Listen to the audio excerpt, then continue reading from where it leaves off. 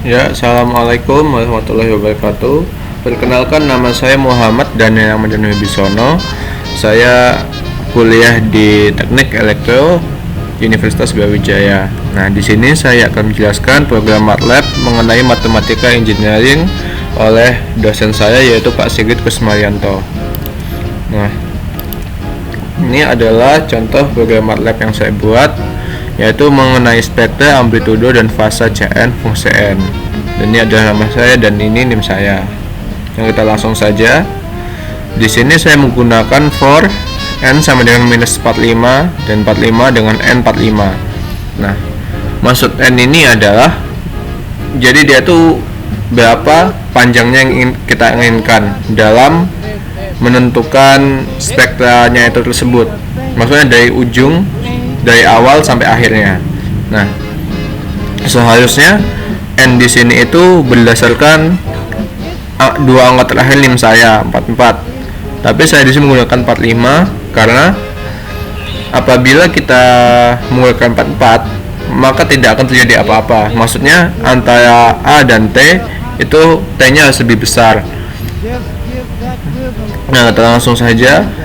Base 6 menggunakan A n plus 45 plus 1 sama dengan jumlah Cn n 45. Nah, di sini ada n plus 45 plus 1. Nah, kenapa harus plus 1 dulu?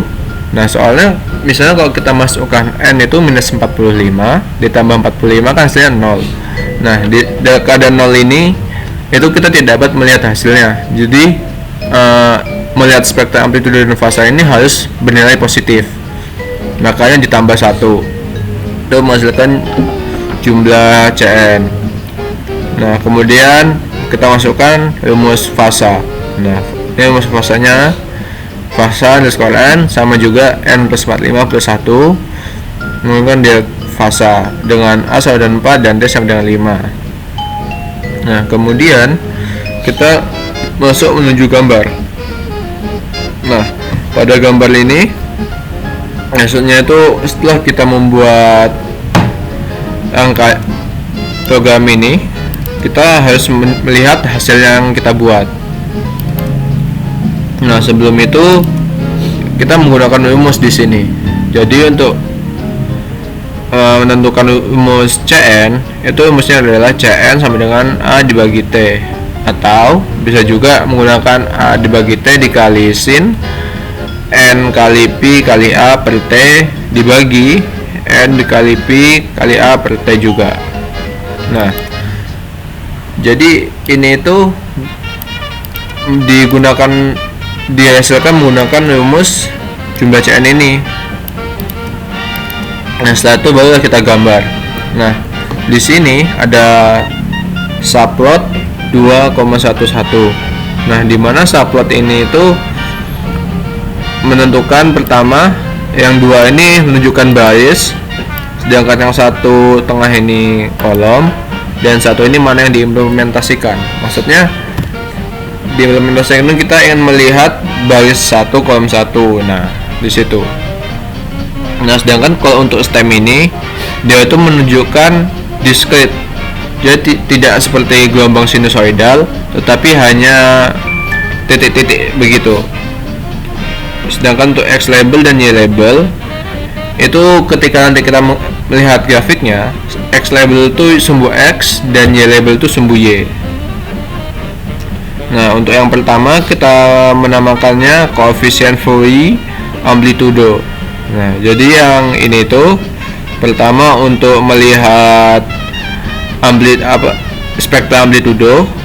Nah, sedangkan yang kedua ini kita lihat lagi subplot 212. Nah, kenapa sih 212 dan 211? Kalau yang di kedua ini kita untuk melihat jadi dia itu di urutan kedua gitu melihatnya. Sedangkan yang untuk koefisien amplitudo di nomor pertama. Untuk menggunakan stem lagi, jadi seperti bentuk discrete, tidak sinusoidal. Dan ini sama, X labelnya sama seperti spektra amplitudo, tetapi untuk Y labelnya itu menunjukkan fasanya dengan judul koefisien Fourier fasa. Nah, setelah ini kita harus melakukan save terlebih dahulu untuk menjalankan programnya, kemudian kita run. Nah, ini adalah contoh hasil dari program yang telah kita bikin. Nah, dapat kita lihat koefisien Fourier amplitudo CN. Nah, pertama kita lihat dulu, kan saya menuliskan for minus 45 sampai 45. Maksudnya adalah dari awal kita pengen mulai disketnya itu dari mana gitu. Jadi saya ini minus 45 sampai 45 kan. Nah, itu maksudnya di situ. Sedangkan untuk A4 dan T5, nah, berdasarkan rumus yang ini menggunakan CN sama dengan A per T, di mana A itu kan kita menggunakan 4 dan T itu 5, jadi 4 dibagi 5 itu sama dengan 0,8. Nah, dapat kita lihat nih amplitudonya 0,8 kan. Nah, di situ yang kita lihat dengan jumlah CN-nya jadi 0,8. Nah, di sini untuk stemnya itu kan yang titik ininya berbentuk diskret, tidak berbentuk sinusoidal, dari 4-45 sampai 45. Nah, yang pertama juga ini kita menamakannya spektra fase buat amplitudo, sedangkan buat yang kedua ini itu untuk koefisien Fourier fase. Nah, bisa kita lihat di sini. Ini untuk yang fasanya. Oke, sekian dari saya. Terima kasih. Wassalamualaikum warahmatullahi wabarakatuh.